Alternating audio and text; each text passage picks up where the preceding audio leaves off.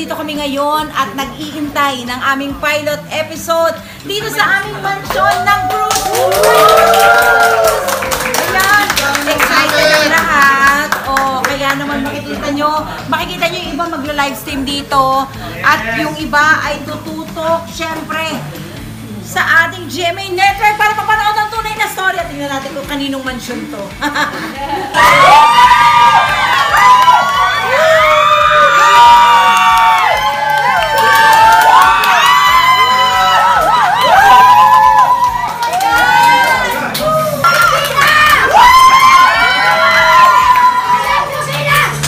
So natapos din ang napakasayang pilot episode namin.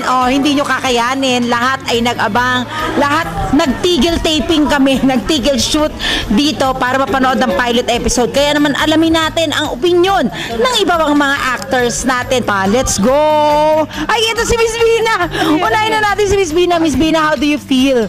Yung outcome ng ating unang-unang araw sa Cruise versus Cruise. Ako, ang saya-saya. Dito pa lang sa set natin, talagang punong-puno ng pagmamahalan dahil nagsusuportahan tayong lahat at talagang excited kami na talagang nagtipon-tipon tayo para maipakita sa kanila talaga na proud tayo sa teleseryeng ito na kailangan nilang abangan.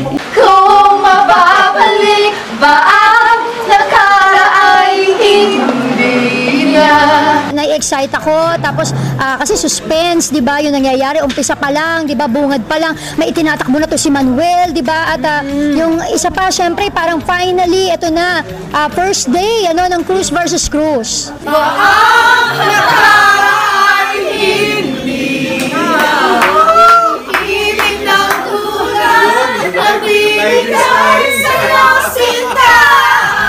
Ang pakiramdam mo dito sa mga unang nakita natin? Ako, sabi nga nila, poging-pogi ako dito. Pinag-aagawan ako ng dalawang magagandang dilago. Siyempre, sobrang excited din ako dahil finally yung pinaghirapan namin, mapapanood yun na. At sobrang, siyempre, proud kami sa proyekto na ito. Dahil alam namin na pinaghirapan namin at alam namin maganda at siguradong lahat kayo makaka-relate sa kwento namin. Welcome po sa live stream po ng Cruise versus Cruise. Sana po ay nanonood kayong lahat ng Luzon, Visayas, Mindanao. Yes!